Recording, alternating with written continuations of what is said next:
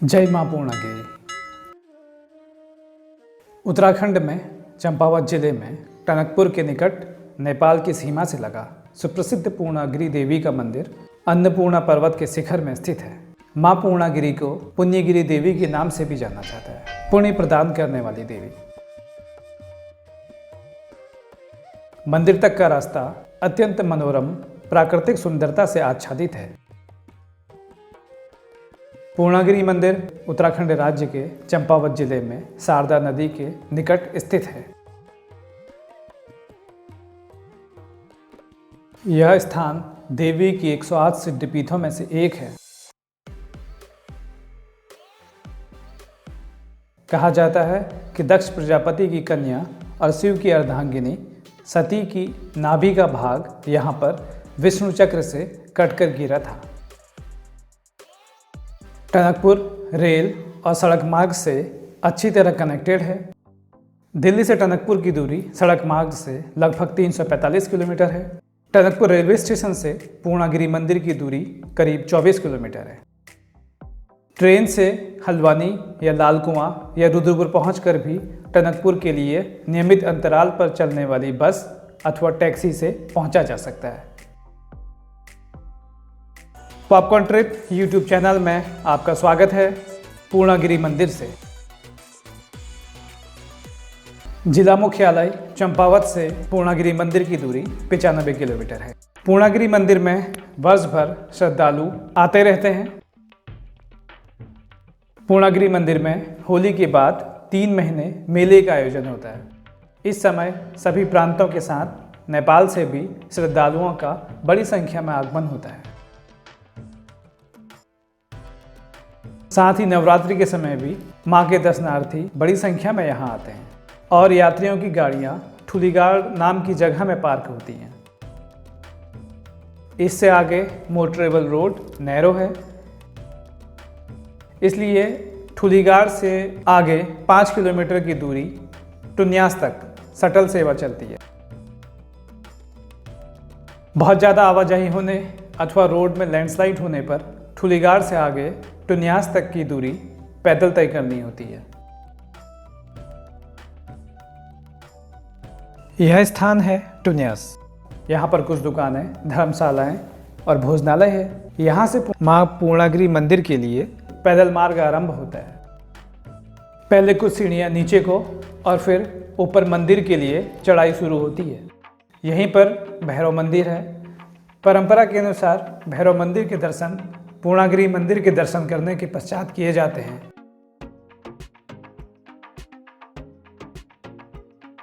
चढ़ाई में लगभग 3 किलोमीटर की दूरी तय कर पूर्णागिरि मंदिर तक पहुंचा जा सकता है। पूरा रास्ता इस तरह से टाइल्स और सीमेंट से बना हुआ है। मार्ग में एक के बाद एक अनेक धर्मशालाएं हैं जो रास्ते भर मिलते रहती हैं। साथ ही विभिन्न देवी देवताओं की मूर्तियां इन धर्मशालाओं के बाहर सजी मिलती हैं। मार्ग के दोनों ओर पूजन सामग्री हेतु दुकानें और ठहरने के लिए स्थान लगातार मिलते रहते हैं। यहाँ से आप अपनी पसंद और रुचि के अनुसार तस्वीरें और अन्य सामग्री खरीद सकते हैं। लगभग 600-700 मीटर की दूरी तय करने के बाद हम पहुंचे इस स्थान पर जहां से मंदिर जाने के लिए 2 मार्ग हैं। दोनों मार्ग मंदिर तक जाते हैं। बाईं ओर वाला मार्ग छोटा लेकिन तुलनात्मक रूप से अधिक चढ़ाई लिए हुए है और दाईं ओर से जाता मार्ग सुनसान है। दोनों मार्ग थोड़ा दूरी पर ऊपर झूठे के मंदिर के निकट आपस में मिल जाते हैं।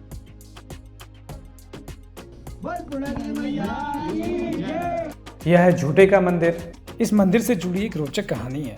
बहुत समय पहले एक सेठ ने मां पूर्णागिरि के मंदिर में आकर पुत्र प्राप्ति हेतु वर मांगा और वचन दिया कि मन्नत पूरी होने पर वह सोने का मंदिर मां को अर्पित करेगा। मां पूर्णागिरि की कृपा से सेठ के घर में पुत्र ने जन्म लिया। पुत्र प्राप्ति के बाद लोभवश सेठ ने तांबे के मंदिर को बनाकर उसमें सोने की पॉलिश चढ़ा दी और चढ़ावे के लिए ले आया। रास्ते में मजदूरों ने आराम करने के लिए मंदिर एक जगह रख दिया। इसके बाद जब उन्होंने मंदिर को उठाने की कोशिश की तो मंदिर अपनी जगह से हिला ही नहीं। हार कर तब सेठ और मजदूरों को मंदिर को वहीं छोड़कर वापस लौटना पड़ा। इस तरह इस ताबे के मंदिर का नाम झूठे का मंदिर पड़ा। विश्राम हेतु स्थान, चाय नाश्ते हेतु स्टॉल्स, पूजन सामग्री हेतु दुकानें और धर्मशालाएं रास्ते भर मिलते रहती हैं। साथ ही थकान, धूप या बारिश से बचने के लिए भी आप इन जगहों में रुक सकते हैं। आमतौर पर धर्मशाला में रुकने का कोई शुल्क नहीं लिया जाता, बस उन धर्मशालाओं के साथ लगे स्टॉल से मंदिर के लिए प्रसाद लेना होता है। प्रसाद की कीमत 100-150 रुपये से शुरू हो जाती है। रास्ता बेहद सुंदर है। रास्ते के दोनों ओर टिन के शेल्टर बने हैं। जगह की उपलब्धता होने पर इनमें से किसी में भी रुका जा सकता है। हमने मंदिर दर्शन सितंबर माह के प्रथम सप्ताह में किए। बरसात का समय होने के कारण यात्रा मार्ग में कम लोग मिले। मार्ग में बनी अधिकतर धर्मशालाएं इस समय बंद थी। श्रद्धालु छोटे बच्चों के मुंडन संस्कार के लिए भी मां पूर्णागिरि मंदिर आते हैं। मां पूर्णागिरि मंदिर के संबंध में मान्यता है कि जो भी श्रद्धालु यहाँ पूर्ण निष्ठा एवं विश्वास के साथ आता है, उसकी मनोकामना अवश्य पूर्ण होती है। लोग मंदिर के रास्ते में उगी घास पर गांठ बांधकर मनौती मांगते हैं और जब मनोकामना पूर्ण होती है तो दोबारा आकर गांठ को खोलते हैं। कुछ लोग चुनरी लेकर भी गांठ बांधते और खोलते हैं। अब हम पहुँचे पूर्णागिरि मंदिर से लगभग 1 किलोमीटर पहले रामबेड़ा स्थित काली मंदिर के पास। यह जगह यात्रियों के ठहरने का अंतिम पड़ाव है। मुख्य मंदिर के दर्शन करने के बाद इस मंदिर के दर्शन किए जाते हैं। यहाँ एक धर्मशाला में ठहरे, स्नान करने के बाद सायंकालीन दर्शन के लिए मंदिर पहुँचे। यहाँ से दर्शनार्थी नंगे पैर माँ के दर्शन के लिए जाते हैं।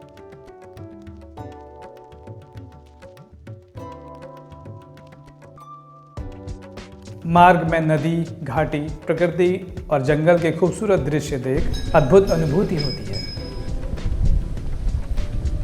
मंदिर के लिए सीढ़ियाँ टिन शेड से कवर्ड हैं। रास्ते को सुरक्षित बनाने के लिए लोहे की रेलिंग्स और जालियां लगी हैं।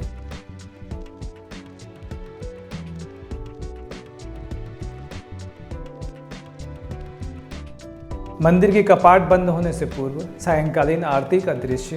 कृष्ण भगवान की जय, हनुमान जी महाराज की जय, भोलेनाथ बाबा की जय, समस्त देवी देवताओं की जय, ये गिरि मध्य समस्त देवी देवताओं की जय।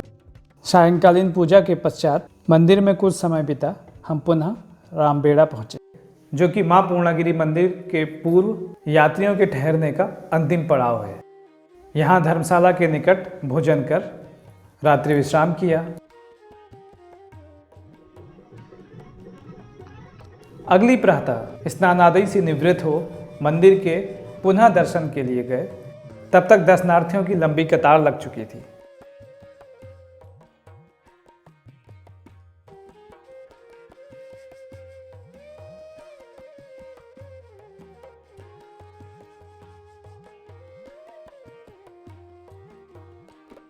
और फिर लगभग 1 किलोमीटर चलकर हमने मंदिर के प्रातः दर्शन किए।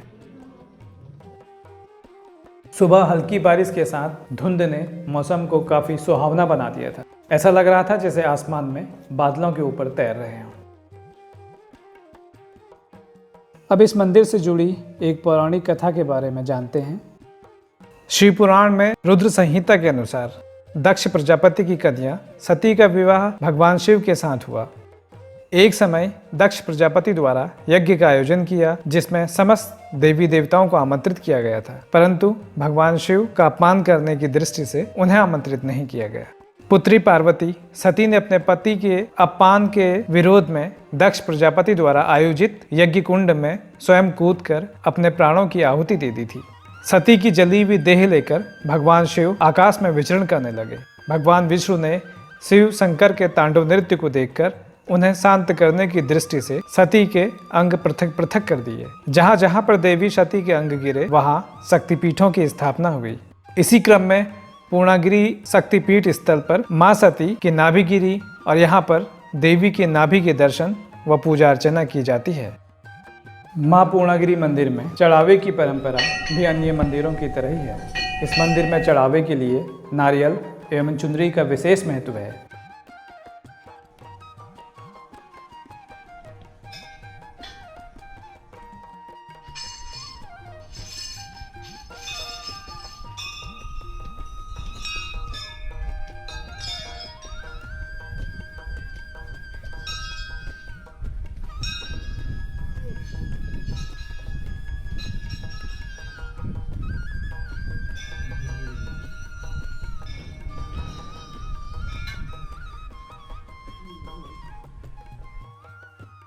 पूर्णागिरि मंदिर के ठीक सामने का प्रांगण, यहाँ पर श्रद्धालु अपनी थकान और समस्त परेशानियों को भूल माँ के दर्शन और आशीर्वाद लेकर प्रफुल्लित होते हैं। इस द्वार से अंदर लाए हुए पूजन सामग्री को पुजारी को देकर अपनी मनोकामना पूर्ति हेतु माँ से विनती करते हैं और पुजारी द्वारा उनके नाम परिचय के साथ संक्षिप्त पाठ कराया जाता है।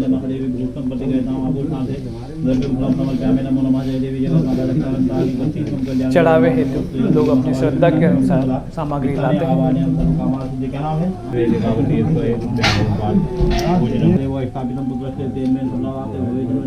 स्त्रियां श्रृंगार का सामान के साथ नारियल, चुनरी, प्रसाद, धूप, अगरबत्ती आदि लाती हैं।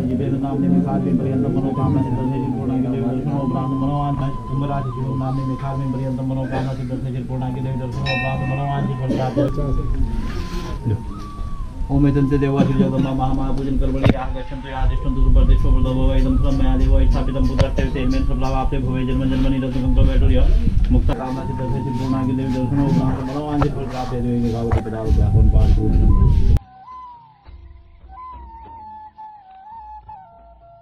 माँ के दर्शन के बाद रामबेड़ा स्थित महाकाली मंदिर के दर्शन किए।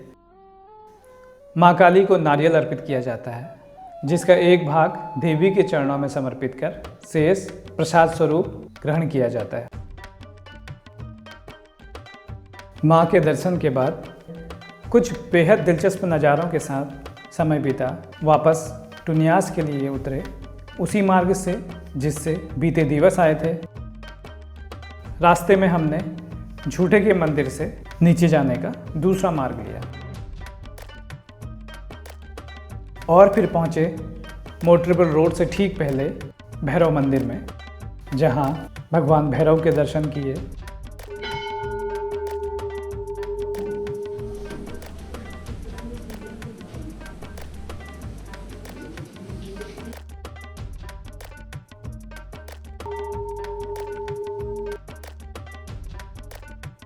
माँ पूर्णागिरि मंदिर के निकट कई दर्शनीय स्थल हैं।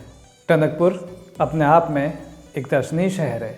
इसके अलावा सिद्ध बाबा का मंदिर, टनकपुर से 75 किलोमीटर दूर चंपावत स्थित बालेश्वर मंदिर, लोहाघाट में स्थित मायावती आश्रम जो स्वामी विवेकानंद द्वारा स्थापित किया गया था, एक बहुत ही सुंदर और ऐतिहासिक स्थान है।